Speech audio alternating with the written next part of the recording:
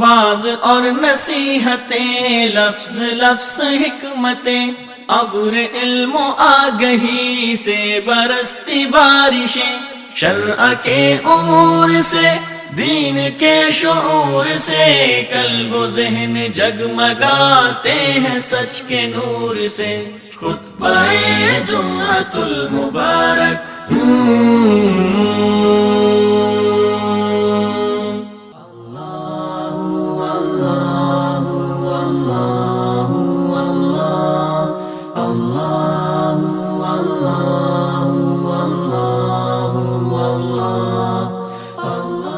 الحمد لله نحمده ونستعينه ونستغفره ونعوذ بالله من شرور أنفسنا ومن سيئات أعمالنا نعوذ بالله من شرور أنفسنا ومن سيئات أعمالنا أشهد أن لا إله إلا الله وحده لا شريك له وأشهد أن محمدًا عبده ورسوله صلى الله عليه وعلى آله وصحبه وسلم اللهم صل على محمد وعلى آل محمد كما صليت على إبراهيم وعلى آل إبراهيم إنك حميد مجيد اللهم بارك على محمد وعلى آل محمد كما باركت على إبراهيم وعلى آل إبراهيم إنك حميد مجيد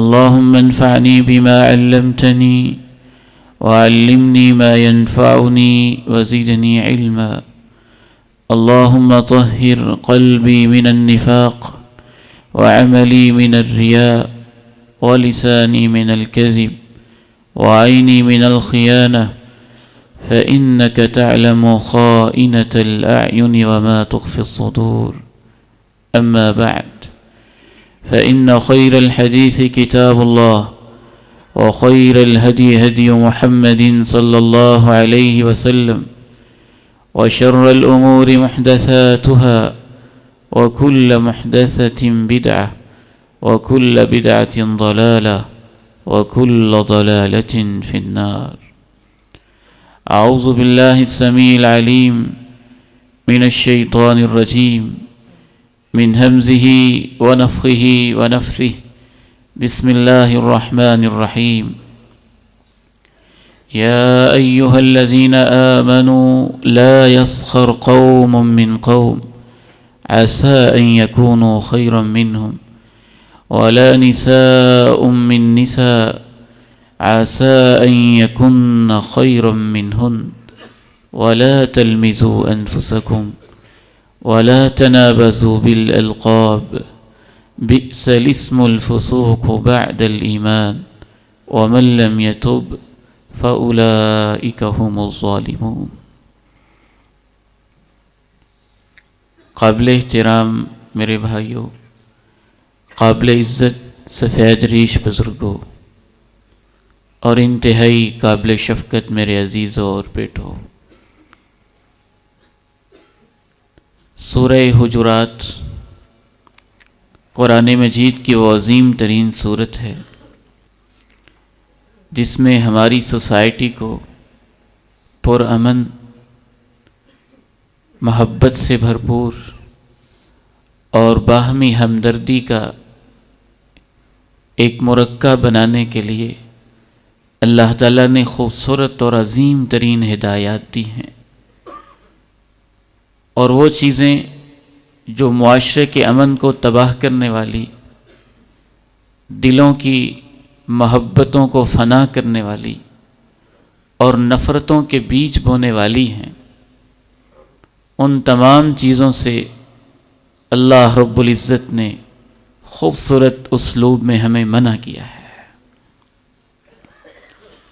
مسلمانوں کی آپس کی محبت، ان کی خیر خواہی، ان کا مل جل کے رہنا، ایک دوسرے کے کام آنا اس قدر عظیم نعمت ہے اور اس قدر عظیم عبادت ہے کہ اللہ کے پیارے نبی علیہ الصلاۃ والسلام ارشاد فرماتے ہیں لَأَنْ أَمْشِيَ مَا أَخٍ لَهُ فِي حَاجَةٍ حَتَّى أَقْضِيَهَا، اگر میں کسی مسلمان کے ساتھ چل پڑوں اس کی کسی ضرورت کی خاطر اور اس وقت تک اس کا ساتھ دوں جب تک اس کی ضرورت پوری نہ ہو جائے، احب الی من ان اعتکف فی هذا المسجد شہرا، مسجد نبوی میں 1 مہینہ مسلسل اعتکاف بیٹھنے سے کسی مسلمان کا ایک کام کے لیے میرا اس کے ساتھ چلنا مجھے زیادہ اچھا لگتا ہے۔ آپ اندازہ کیجئے کہ جب مسلمان کے ساتھ چلنا کسی کام کی غرض سے 1 ماہ کی نفلی عبادت اور نفلی اعتکاف، اور وہ بھی مسجد نبوی میں، مدینہ رسول میں، جب اس سے بھی افضل ترین عبادت ہے تو اللہ کس قدر چاہتے ہوں گے کہ مسلمان آپس میں محبت کے ساتھ رہیں۔ اسی لیے اللہ رب العزت نے سورہ الحجرات میں ایک طرف یہ ضابطہ بتا دیا کہ اہل ایمان کا آپس کا رشتہ اخوت کا ہوتا ہے، بھائی چارے کا ہوتا ہے، محبت کا ہوتا ہے، الفت کا ہوتا ہے، آپس میں ہمدردی کا ہوتا ہے، خیر خواہی کا ہوتا ہے، بلکہ مسلمان کو ڈیفائن ایسے کیا، المسلم من سلم المسلمون من لسانہ ویدہ، مومن کامل اور مسلم حقیقی تو ہوتا ہی صرف وہ ہے جس کی زبان اور جس کے ہاتھ سے باقی مسلمان محفوظ رہتے ہوں۔ تو اللہ رب العزت نے ایک بنیادی ہدایت جو اس آیت مبارکہ میں دی، ایک آیت کی تفسیر اور اس کا ایک حصہ، اس کی وضاحت آج آپ کے سامنے پیش کی جائے گی۔ اس کا پہلا حصہ ایک خطبہ جمعہ میں واضح کر چکا ہوں کہ ایک دوسرے کا مذاق نہ اڑاؤ۔ اے ایمان والو، لا یسخر قوم من قوم، ایک دوسرے کا مذاق نہ اڑاؤ، عسى ان یکونوا خیرا منہم، ممکن ہے جن کا مذاق اڑایا جا رہا ہے وہ مذاق اڑانے والوں سے بہت بہتر ہوں۔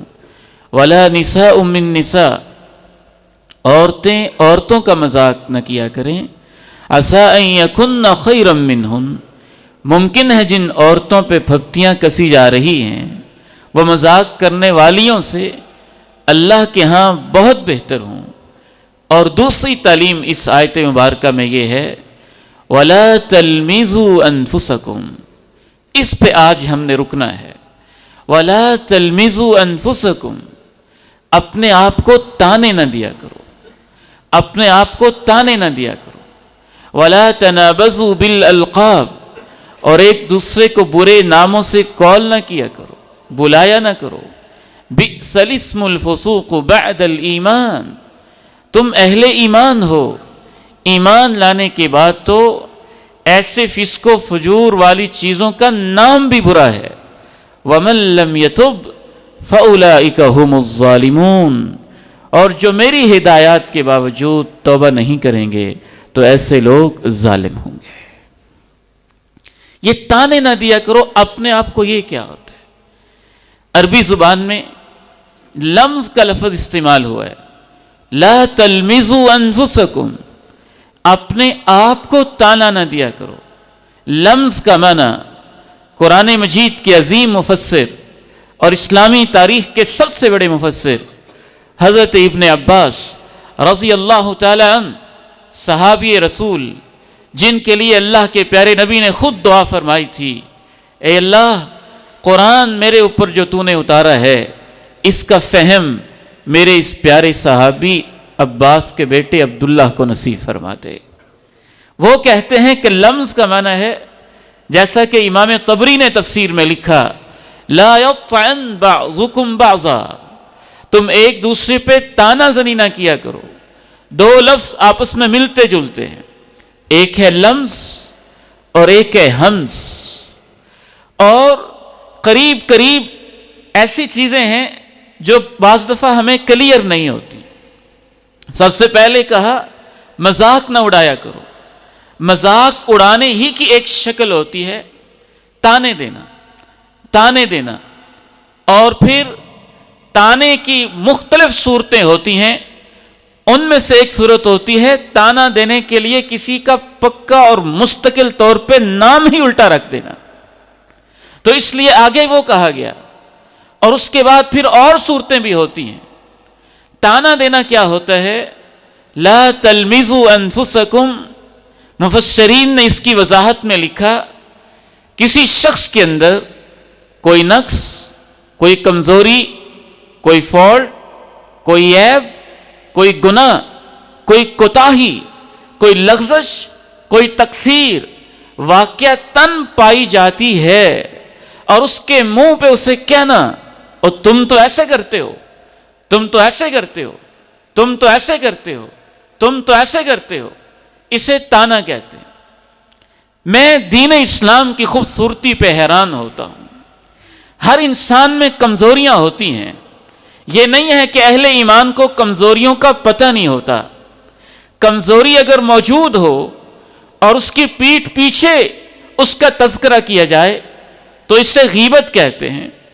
کمزوری اگر موجود ہو اور اس کے منہ پہ اس کی تذلیل اور انسلٹ کرنے کے لیے، اس کی تحقیر کے لیے، اس کو ڈیگریڈ کرنے کے لیے، اس کو ڈیفیم کرنے کے لیے، اس کو بدنام کرنے کے لیے اور اپنے نفس میں اس کو ذلیل کرنے کے لیے اگر اس کے منہ پہ سب کے سامنے وہ برائی گنوائی جائے جو واقعتاً اس کے اندر موجود ہے تو اسے تانا کہتے ہیں. اور اگر اس میں برائی موجود ہی نہیں اور آپ اپنی طرف سے گھڑ گھڑ کے بنا رہے ہیں تو اسے بہتان کہتے ہیں. گویا کسی بھی انسان کے اندر کمزوری ہے، آپ اس کے منہ پہ اسے بتائیں تو یہ تانا ہے، اور بعض دفعہ یہ گالی کی قسم ہوتی ہے، اسے گالی بھی کہہ دیتے ہیں. اور پھر اگر اس کی عدم موجودگی میں تذکرہ کیا جائے تو اسے غیبت کہتے ہیں، وہ بھی حرام. منہ پہ کہا جائے تو وہ تانا، پیٹھ پیچھے کیا جائے تو وہ غیبت، اور اگر اس کے اندر ہے ہی نہیں اور اپنی طرف سے بیان کر دی جائے، گھڑ لی جائے تو وہ بہتان. سوال یہاں پہ یہ پیدا ہوتا ہے کہ پھر بندہ کرے تو کیا کرے کہ اس کے منہ پہ بھی نہیں کہہ سکتے، سب کے سامنے اس کی تذلیل بھی نہیں کر سکتے، اس کے پیٹھ پیچھے بھی نہیں کہہ سکتے کہ وہ غیبت بن جائے گی، اور اپنی طرف سے تو خیر کچھ گڑھ ہی نہیں سکتے، وہ جھوٹ اور بہتان ہو جائے گا. پھر راستہ کیا ہے؟ راستہ صرف ایک ہے. امام عبداللہ ابن مبارک رحمہ اللہ تعالی نے وہ راستہ سمجھایا، قرآن و سنت کی روشنی میں اللہ کے پیغمبر نے سمجھایا. کہا المؤمن یستر و ینسا. اہل ایمان کی شان یہ ہوتی ہے جب کسی مسلمان بھائی کی کمزوریاں دیکھتے ہیں تو سب کے سامنے پردہ ڈالتے ہیں اور تنہائیوں میں بیٹھ کے اس کو نصیحت کرتے ہیں. یہ اہل ایمان کا ایک ہی حل ہوتا ہے. سب کے سامنے تو پردہ ڈال جاتے ہیں، لیکن یہ نہیں کہ اسے کرنے دیتے ہیں، جو کرتا ہے کرنے دو، نہیں، یہ نہیں کرتے. روکتے ہیں تنہائیوں میں، خلوتوں میں، علیحدگی میں. اس لیے نہیں وہ ذلیل ہو جائے، اس لیے اسے سمجھ آ جائے کہ غلط بات ہے، میں غلط حرکت کر رہا ہوں، غلط کام کر رہا ہوں. اس جذبے کے ساتھ کہ وہ باز آ جائے اسے نصیحت کرتے ہیں. والفاجر، اور فاجر انسان، فاسق انسان، مجرم انسان کسی کی کمزوری کو دیکھ کے پہلا کام یہ کرتا ہے اس کے اشتہار لگاتا ہے، پردے چاک کرتا ہے، اس کی مشہوریاں کرتا ہے. اور دوسرا کام یہ کرتا ہے کہ سب کے سامنے اس کو ڈانٹتا ہے، اسے تانے دیتا ہے.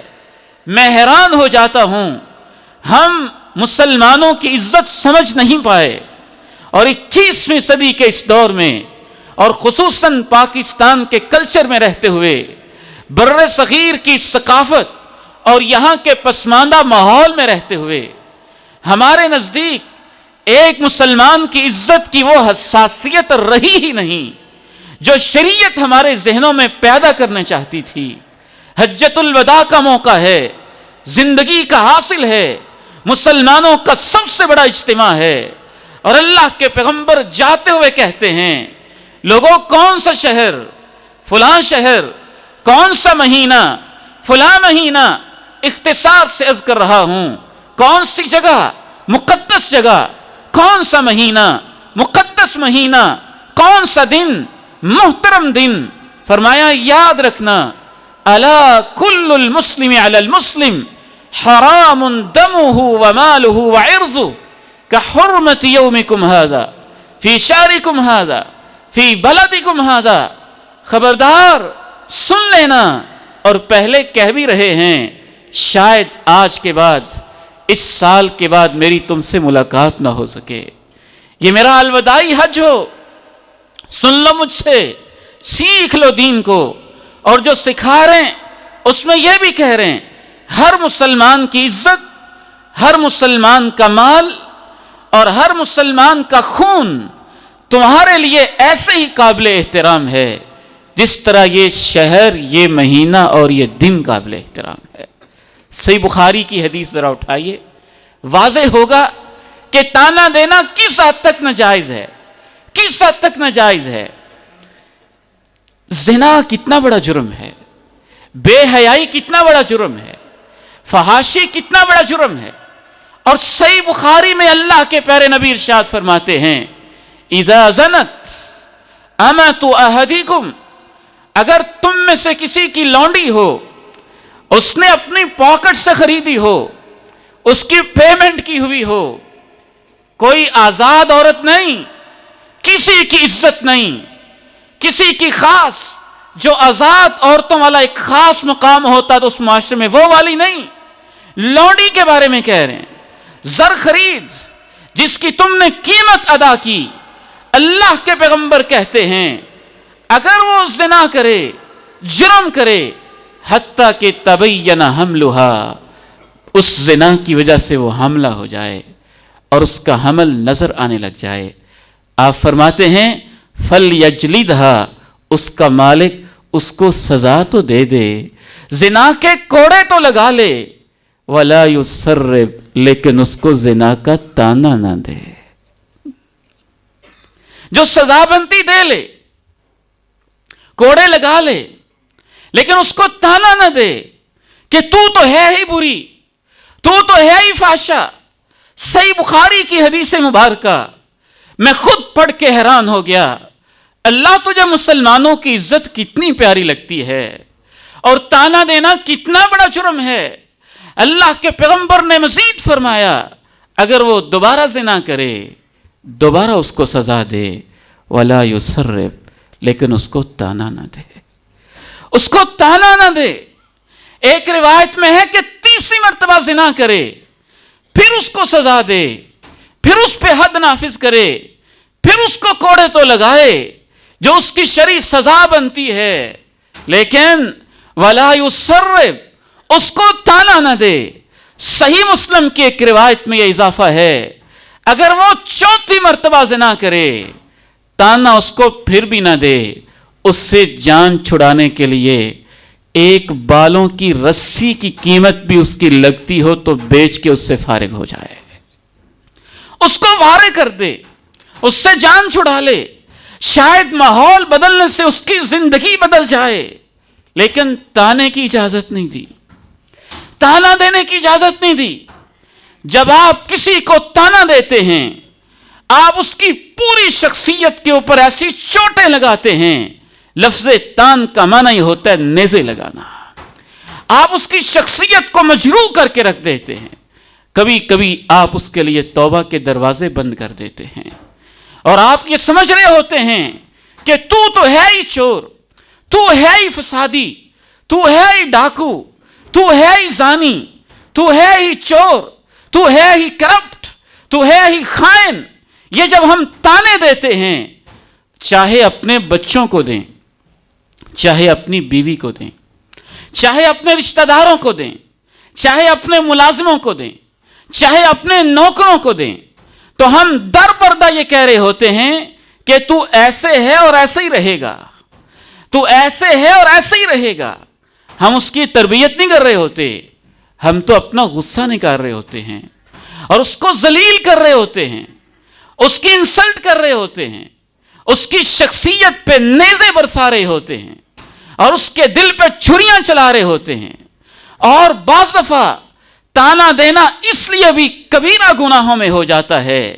امام ابن قیم الجوزیہ رحمہ اللہ فرماتے ہیں تانا دینے والا انسان در حقیقت یہ کہہ رہا ہوتا ہے میں پاک صاف ہوں تو گندا ہے، میں تو بڑا پاک صاف ہوں، میں نے تو کبھی یہ جرم کیا ہی نہیں، میں نے تو کبھی گناہ کیا ہی نہیں، میرے اندر تو کوئی فالٹ ہے ہی نہیں، میرے اندر تو کوئی نقص ہے ہی نہیں، تو مجرم ہے، تو پاپی ہے، تو ایسے ہے، تو ایسے ہے.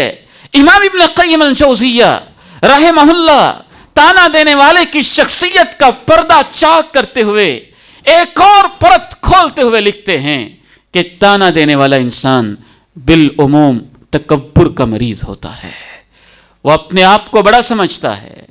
ایک چوتھا فیکٹر اس کے حرام ہونے کے اندر یہ چیز بھی شامل ہوتی ہے کہ تانا دینے والا انسان بالعموم دوسرے انسان کی کوئی عزت تسلیم کرنے کے لیے تیار نہیں ہوتا ہے. وہ اس کو حقیر سمجھ رہا ہوتا ہے، وہ اس کو ذلیل سمجھ رہا ہوتا ہے، وہ سمجھ رہا ہوتا ہے کہ اس کا بھی کوئی مقام ہے، اس کا بھی کوئی سٹیٹس ہے. میرے محترم بھائیوں اور بزرگوں، نامعلوم ہمیں کیا ہو گیا ہے، ہم کس وادی میں رہتے ہیں، شریعت سے ہم کتنے دور ہو چکے ہیں. ہم سمجھتے ہیں کہ تانے سے اصلاح ہو جائے گی، میں اس کو تانا دوں گا، اس کی بےزتی کروں گا، اس کی تذلیل کروں گا تو اس کی اصلاح ہو جائے گی. قطعاً نہیں.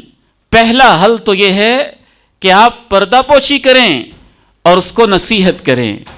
دوسرا حل کیا ہے؟ اگر اس کی کوئی سزا بنتی ہے تو جو سزا قانونی، شرعی، اخلاقی، عرفی طور پہ بنتی ہے، اگر سمجھتے ہیں سزا دینے ہی سے اصلاح ہوگی تو آپ سزا بھی دے سکتے ہیں، لیکن آپ کو تانا دینے کی اجازت نہیں ہے. اس سے اس کی شخصیت مجروح ہوتی ہے، اس سے اس کے پوری کی پوری زندگی کے کردار کے اوپر آپ حرف زنی کر رہے ہوتے ہیں.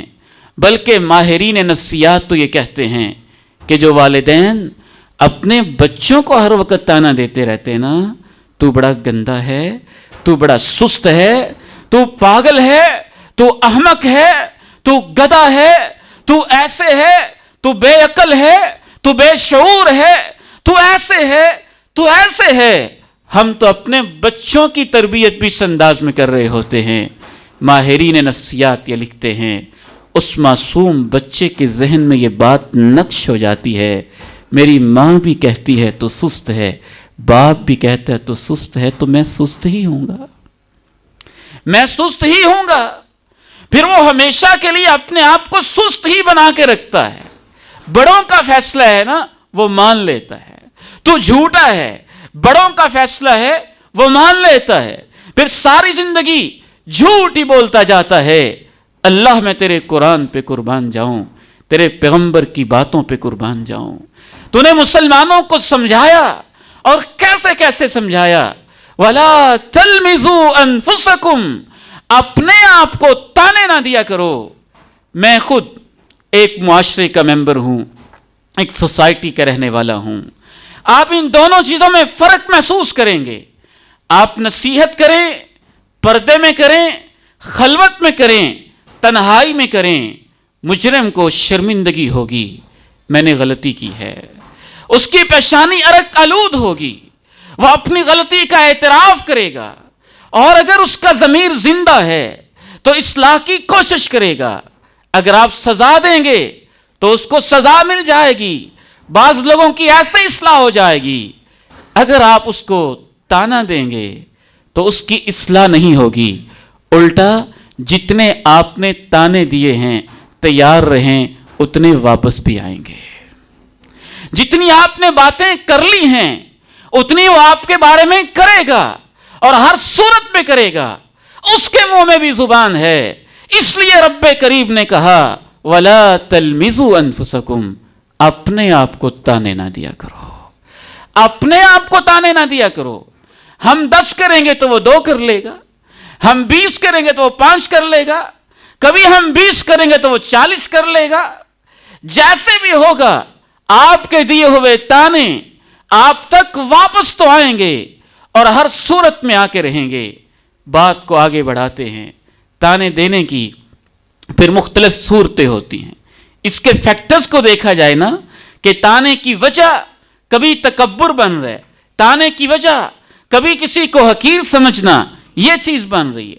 تانے کی وجہ کبھی یہ نیت ہے کہ میں نے اس کو ذلیل کرنا ہے، تانے کی وجہ کبھی یہ ہے کہ میں نے اس کو بدنام کرنا ہے۔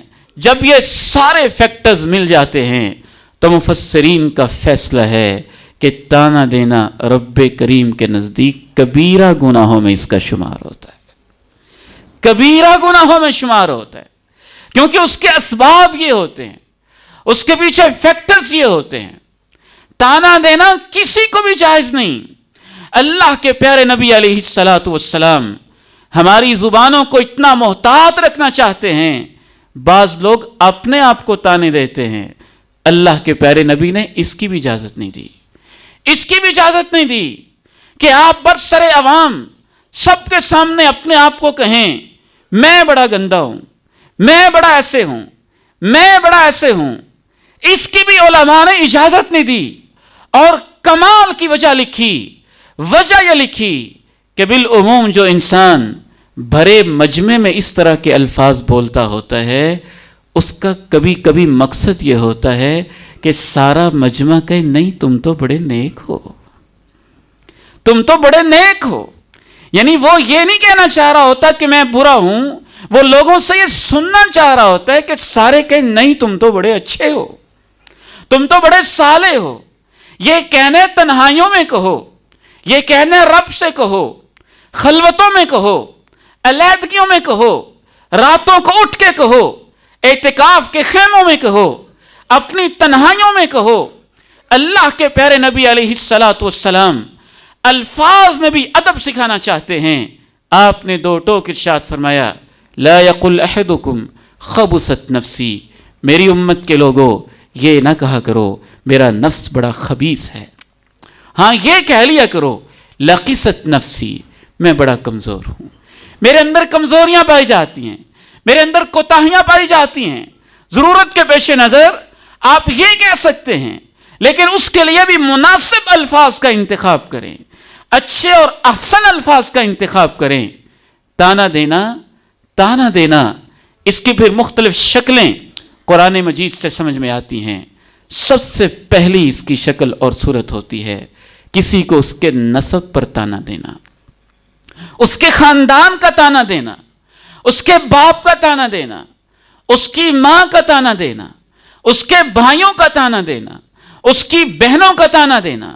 معاشرے میں عموماً یہ شکل پائی جاتی ہے، اور بالخصوص غضبناک قسم کے شوہر جن کا مزاج ہر وقت گرم رہتا ہو، ان کی یہ بہت بری فطرت اور عادت ہوتی ہے کہ اپنی بیوی کو تانا دیں گے، کبھی اس کے باپ کے بارے میں، کبھی اس کی ماں کے بارے میں، کبھی اس کے بھائیوں کے بارے میں، کبھی اس کی بہنوں کے بارے میں، کبھی اس کے خاندان کے بارے میں۔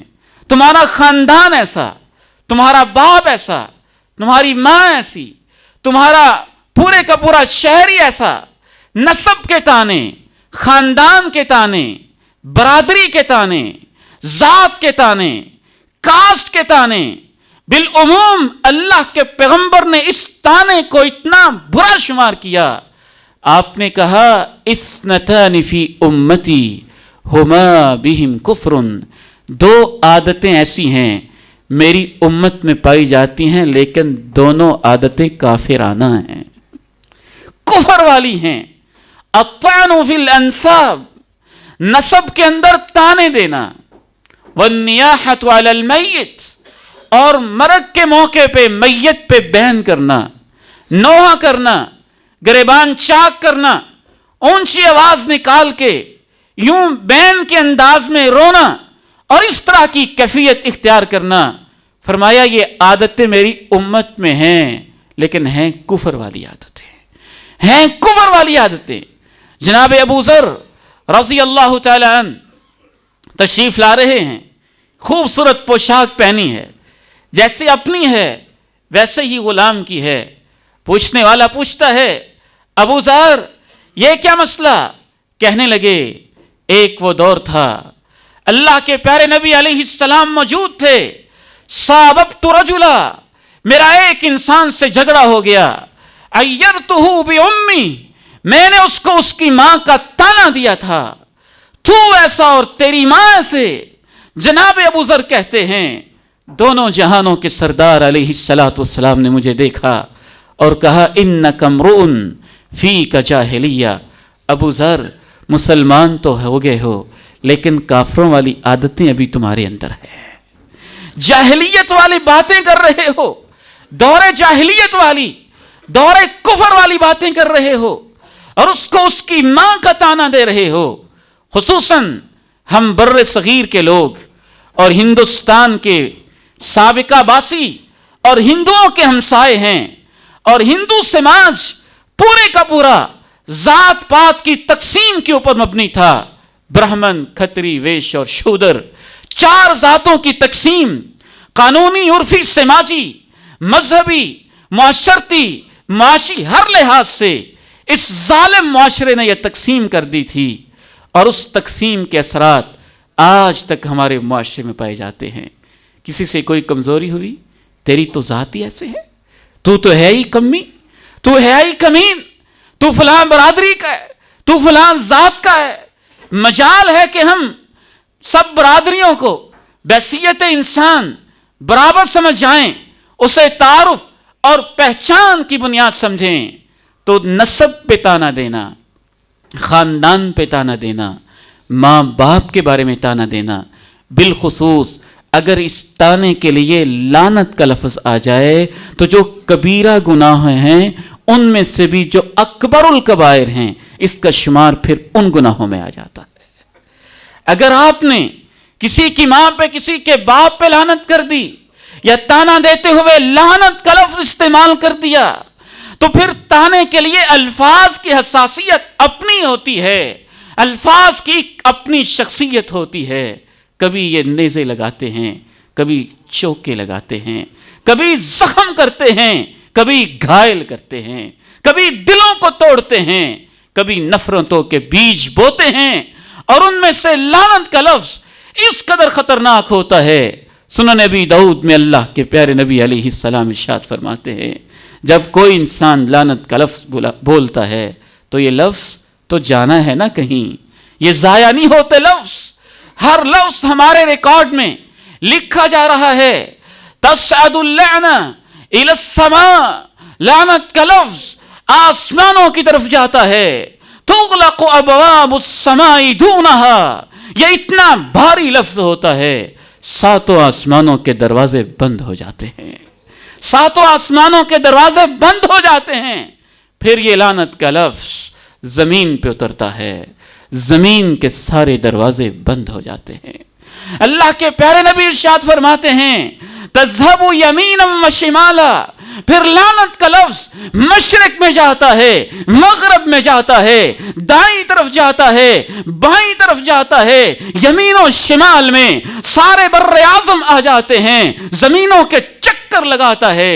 لعنت کے لفظ کو کہیں پناہ نہیں ملتی، آسمانوں کے دروازے بند، زمین کے دروازے بند، فضاؤں میں کوئی جگہ نہیں، بر اعظموں میں کوئی جگہ نہیں۔ پھر یہ لفظ جس کے اوپر لعنت کی گئی تھی اس کے اوپر جانے کی کوشش کرتا ہے، اگر وہ اس کا مستحق ہے تو اس کے اوپر جا برستا ہے، اگر وہ اس کا مستحق نہیں ہے تو لعنت کہنے والے کی طرف واپس پلٹ آتا ہے، واپس پلٹ آتا ہے۔ لا تلمزوا انفسکم، اپنے آپ کو تانے نہ دیا کرو۔ تانا دینے کی دوسری بدترین صورت ہوتی ہے ذات برادری کے بعد کسی انسان کو اس کے گناہوں کا تانا دینا، اس کی کمزوریوں کا تانا دینا، اس کے اندر چھپے ہوئے مختلف خلقی اور خلقی جو عیب ہیں ان کا تانا دینا، رنگت کا تانا دینا، رنگ کا تانا دینا، قد کاٹ کا تانا دینا، شکل و صورت کا تانا دینا، موٹاپے کا تانا دینا، دبلے پن کا تانا دینا، نحیف و نزار ہونے کا تانا دینا، یا اس کو چوری کا، برائی کا، ڈکیتی کا، حتیٰ کہ کفر کا، شرک کا، جس سے وہ توبہ کر چکا ہے اس کا تانا دینا، اور سابقہ زندگی اس کو یاد کروا کے کہنا، دیکھا ہے کتنا حاجی ہے، تو وہی ڈاکو ہے نا جو ڈاکے ڈالتا تھا، تو وہی زانی ہے نا جو ایسے کیا کرتا تھا، تو وہی یہودی ہے نا جو یہودیوں کا سربراہ ہوا کرتا تھا، تو وہی کافر ہے نا جو ایسے اور ایسے ہوا کرتا تھا۔ برائیوں کے تانے دینا، حتیٰ کہ سابقہ زندگی کے کفر اور شرک کے تانے دینا، دین اسلام اس کی بھی اجازت نہیں دیتا ہے۔ وہ تو گناہوں کی زندگی کو چھوڑ چکا اور آپ اس کو تانے دے رہے ہیں۔ ہمارے اسلاف کہا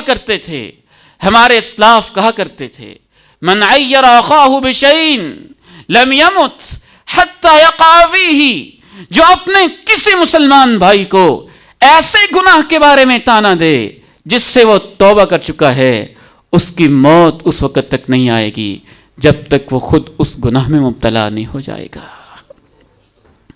آپ اپنے آپ کو نیک سمجھتے کہ میں بچا ہوا ہوں؟ نہیں، اللہ ہے سب کو بچانے والا، اللہ ہے سب کو بچانے والا۔ اگر آپ کو اللہ نے بچایا ہے تو آپ اللہ کا شکر ادا کریں، دوسروں کو تانے نہ دیں۔ اس طرح کے تانے کبھی کبھی زندگیوں کو تباہ کر دیتے ہیں۔ اللہ کے پیارے نبی علیہ الصلوۃ والسلام ارشاد فرماتے ہیں، تم سے پہلے دو بھائی تھے، آپس میں بھائی چارہ تھا، ان کی دوستی تھی، محبت تھی، پیار تھا، ایک تعلق تھا، ایک گناہگار تھا، دوسرا صالح، نیک اور متقی تھا۔ یہ متقی انسان اس گناہگار کو سمجھاتا تھا، اقصر، باز آ جا، باز آ جا، باز آ جا۔ ایک دن گناہ کی حالت میں دیکھتا ہے، کہتا ہے واللہ لن یغفر اللہ لک، اللہ کی قسم ہے تو معاف نہیں ہوگا، تجھے معافیاں نہیں ملیں گی، تیرے لیے معافیوں کے دروازے بند۔ اس انداز میں کہتا ہے، رب کی عدالت لگتی ہے۔ اللہ رب العزت کہتے ہیں کہ تیرے اس بول کی وجہ سے میں نے تیری زندگی کی ساری نیکیوں کو بھی ضائع کر دیا ہے۔ کیا میری اتھارٹی تیرے پاس تھی؟ او کنت علی ما فی یدی قادرا، جو میرے اختیارات تھے وہ تیرے پاس تھے، معاف کرنے کی اتھارٹی تیرے پاس تھی، معافی کے سرٹیفکیٹ تو نے دینے تھے، جنت جہنم کے فیصلے تو نے کرنے تھے، نومینیٹ کر کے تو نے یہ فتوے لگانے تھے۔ کسی انسان کی نومینیشن کرنا، اس کی تعیین کرنا، اس کی تخصیص کرنا خطرناک جرم ہوتا ہے، اور وہ گناہگار جو بیچارہ گناہ کر کے نہ جانے تنہائیوں میں کیسے روتا رہتا ہوگا۔ اللہ نے کہا میں تیری زندگی کے سب گناہوں کو معاف کر دیتا ہوں۔ جناب ابو ہریرہ رضی اللہ تعالی عنہ اس حدیث کے راوی کہتے ہیں، لقد تکلم بکلمہ او بقت دنیاہ وآخرتہ، اس نے ایک ایسا بول بولا، اس ایک بول کی وجہ سے اس کی دنیا اور اس کی آخرت تباہ و برباد ہو کے رہ گئی۔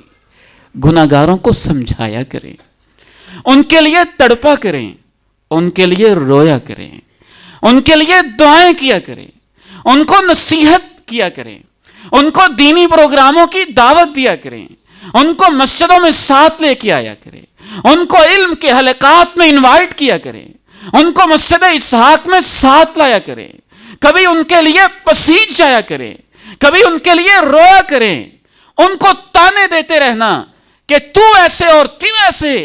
اللہ کے پیغمبر علیہ السلام کی کیا کمال کی حدیثیں ہیں۔ ایک صاحب تھے، بڑے مزاحیہ تھے، اللہ کے پیارے نبی علیہ السلام کو ہنسایا کرتے تھے، مسکرانے کی باتیں کیا کرتے تھے، لیکن وہ بیچارہ شراب بھی پی لیتا تھا، جب موقع ملتا تو شراب بھی پی لیتا تھا۔ غزوہ خیبر کا موقع تھا، غزوہ خیبر کے موقع پہ یہودیوں کے کلے فتح ہوئے تو ان کے کلوں میں بہت ساری شراب بھی برآمد ہوئی، اور اس نے وہاں شراب پی لی۔ نشے میں دھت اللہ کے پیارے نبی کے پاس اس کو لایا گیا، اور ایک شخص نے کہا اس پر لعنت ہو، کتنی دفعہ یہ کام کر چکا ہے اور کتنی دفعہ اس کو یہ سزا مل چکی ہے۔ فرمایا نہ یہ بول نہ بولو، مجھے تو لگتا ہے کہ اس کے دل میں بھی اللہ اور اس کے رسول کی محبت پائی جاتی ہے، اس کے دل میں بھی اللہ اور اس کے رسول کی محبت پائی جاتی ہے۔ آج کے سوشل میڈیا نے ہماری اخلاقی قدروں کو تباہ کر کے رکھ دیا۔ آج کے اینکر پرسنز نے، آج کے ٹی وی چینلز نے، آج کے اخبارات نے، آج کے صحافیوں نے، آج کے جرنلسٹ نے، آج کے لوگوں نے اپنی جیبیں بھرنے کے لیے، معاشرے میں سنسنی پیدا کرنے کے لیے، اور اپنے میڈیا کے کاروبار کو عروج دینے کے لیے، اور اپنے چینل کے سبسکرائبر زیادہ کرنے کے لیے، اور اپنے ویورز کو بڑھانے کے لیے، اور اپنی ریٹنگ کو اوپر کرنے کے لیے لوگوں کو بدنام کرنا لوگ نیکی کا کام سمجھتے ہیں، خیر کا کام سمجھتے ہیں کہ لوگوں کو خوب بدنام کرو۔ کہیں کوئی برائی ہو گئی تو فوراً یوٹیوب کس لیے ہے، چڑھاؤ نا اس کے اوپر کلپ اور کرو اس کو بدنام۔ وہ کسی کی بیٹی، کسی کی بہو، کسی کی بیوی، کسی کی عزت، ہم آپ سے پوچھتے اگر وہ آپ کے گھر کی عزت ہوتی، آپ کی اپنی بیٹی ہوتی تو یوٹیوب چینل پہ آپ کیسے کلپ چڑھاتے، پھر آپ اپنے اخبار میں کیسے خبریں لگاتے؟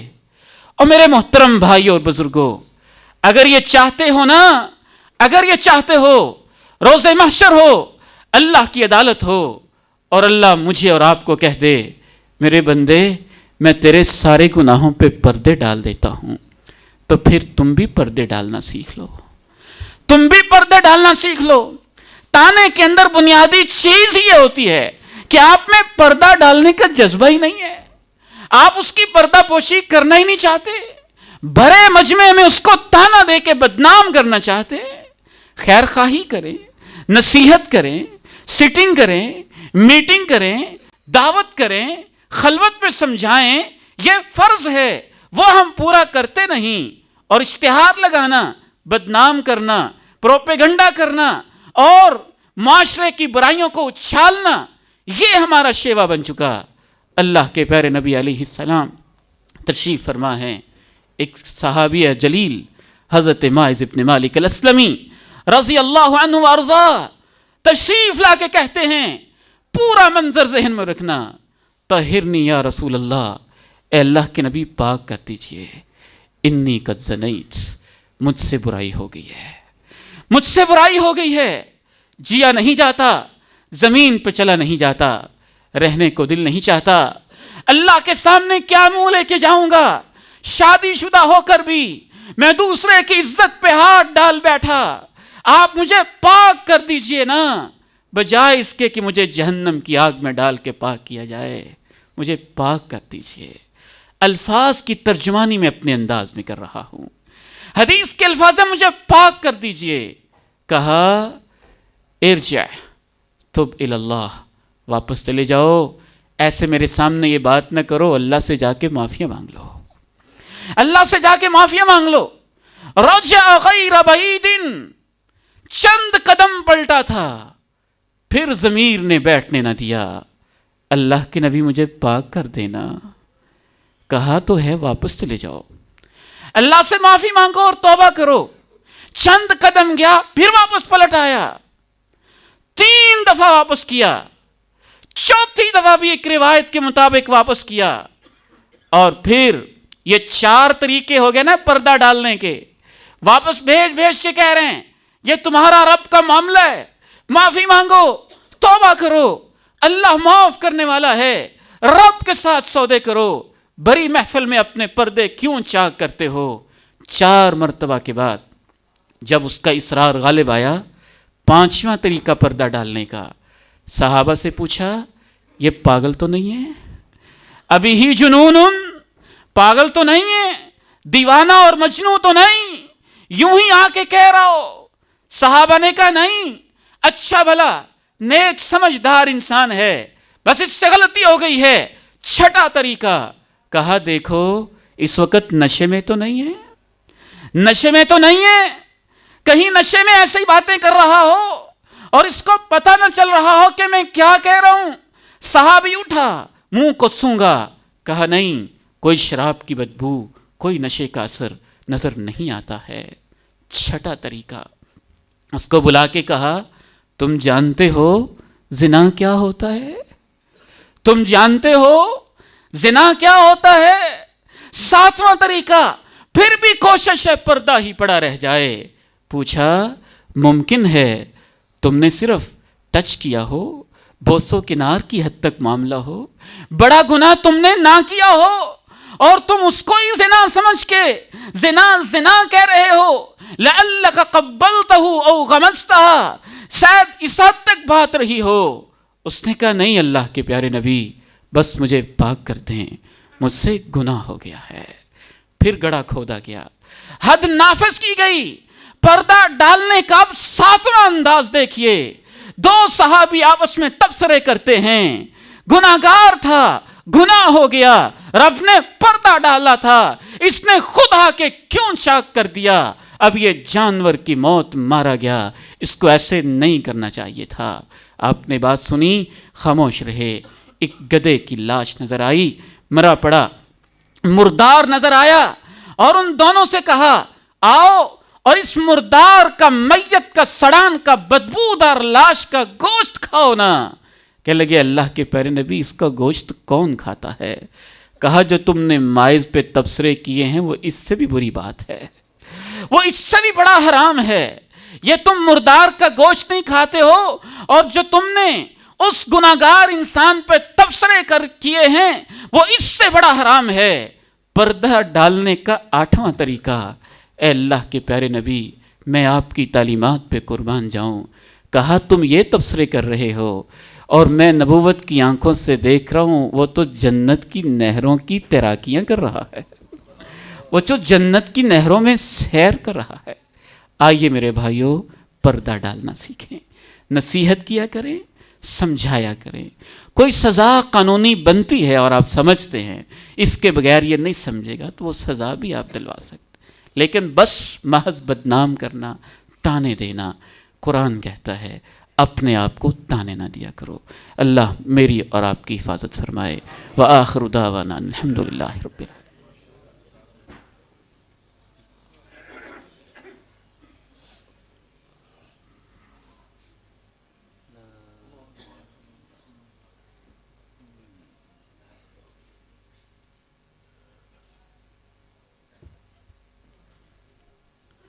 الحمد لله نحمده ونستعينه ونستغفره ونعوذ بالله من شرور أنفسنا ومن سيئات أعمالنا، أشهد أن لا إله إلا الله وحده لا شريك له، وأشهد أن محمدا عبده ورسوله صلى الله عليه وسلم۔ اللهم صل على محمد وعلى آل محمد كما صليت على إبراهيم وعلى آل إبراهيم إنك حميد مجيد۔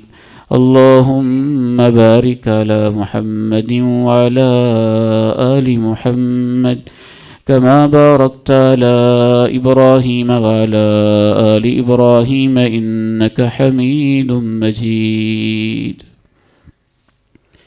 ربنا ظلمنا أنفسنا وإن لم تغفر لنا وترحمنا لنكونن من الخاسرين۔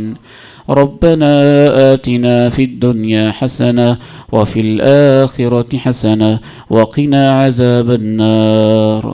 سبحان ربك رب العزة عما يصفون وسلام على المرسلين والحمد لله رب العالمين۔